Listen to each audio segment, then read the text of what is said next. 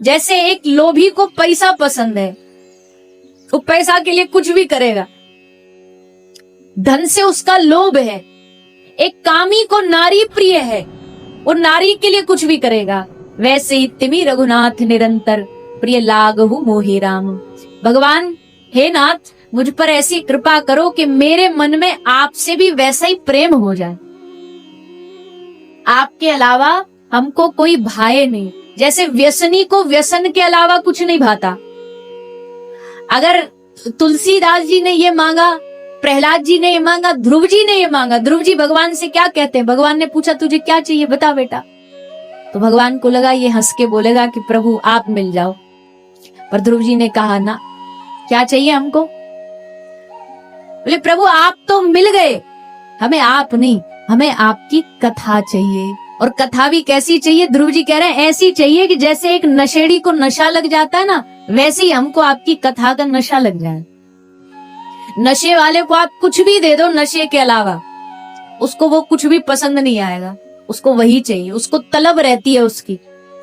वैसे ही भगवान के कथा प्रेमी को भी कथा की तलब रहती है, कथा की इच्छा रहती है। और ये नशा भाग्यशाली लोगों को लगता है। बाकी तो दुनिया में सब इधर उधर के नशे में पड़े ही हैं, आपको पता है, जीवन बर्बाद कर रहे हैं, गलत खा रहे हैं, गलत विचार रख रहे हैं। क्योंकि खान पान गलत होता तो विचार गलत होता है। जैसा खाना तामसिक खाओगे तो विचार भी तामसिक हो जाएंगे, पर अगर भोजन सात्विक होगा तो विचार सात्विक होंगे। तो उस नशे को तो दुनिया करती है, उस नशे में क्या है? लेकिन असली बात तो तब है जब भगवान की कथा का, भगवान के नाम का एक नशा लग जाए, आदत पड़ जाए। आदत ऐसी पड़ जाए, आदत बहुत बुरी चीज है ना, किसी भी चीज की आदत पड़ जाए छूटती नहीं है। पर भगवान की कथा की आदत एक ऐसी आदत है जो जिसको पड़ जाए उसका कल्याण कर देती है।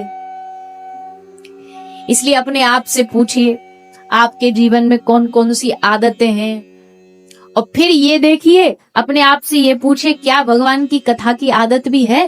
क्या ऐसा होता है कि जब भगवान की कथा नहीं मिले तो मन में बेचैनी पैदा हो? क्या ऐसा होता है जब भगवान की कथा नहीं मिले तो ऐसा लगे अरे राम बहुत दिन हो गए, कोई आ नहीं रहा दरभंगा में, कोई भगवान की कथा सुनने मिल जाती तो बड़ा आनंद होता। ये जिसके मन में भाव जाग जाता है ना एक बार, फिर समझो अब धीरे धीरे भगवान आपको अपनी ओर खींचने लगे। अपनी ओर खींचने के लिए पहले भगवान अपनी कथा से प्रेम करवाते हैं और कथा फिर उनसे प्रेम करवाती है। इसलिए भगवान की कृपा से ही इस कथा को प्राप्त करना संभव है। आप सब बड़े सौभाग्य से यहाँ पितृपक्ष में बैठ करके इस कथा को श्रवण कर रहे हो। कल भी हमने बताया कथा पितरों को गति देती है, और जो यहाँ बैठे हैं उनको बोलिए ना, कल जो आए थे कौन कौन आया था कल, तो बताओ फिर।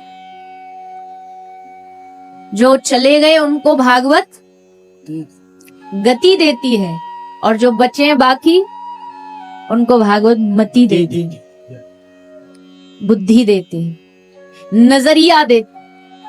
किसी भी चीज को देखने के 1000 नजरिए होते हैं, और जैसी तुम्हारी दृष्टि है, एक आदमी में एक व्यक्ति जिसको उससे ईर्ष्या है उसको उसमें 1000 अवगुण दिखाई दे रहे हैं, और वही व्यक्ति से जो प्रेम करता है उसको उसमें 1000 गुण दिखाई देते। अब बताओ उस आदमी में गुण ज्यादा है कि अवगुण ज्यादा है? वो तो सेम की सेम है ना, तो उसमें गुण है ना अवगुण है। ये देखने वाले व्यक्ति के नजरिए में फर्क है कि वो उसमें देखना क्या चाहता है। जैसे मक्खी नहीं होती, मक्खी हर 1000 अच्छी चीज छोड़ करके जहां शरीर पर जख्म होगा वहीं बैठेगी जाकर। वैसे ही हमारी दृष्टि है, हमारी दृष्टि, हमारा नजरिया जिसके लिए जैसा हमें वही दिखाई देता है। ऐसे ही भक्ति वीडियो देखने के लिए हमारे चैनल को सब्सक्राइब करें। जय श्री राम।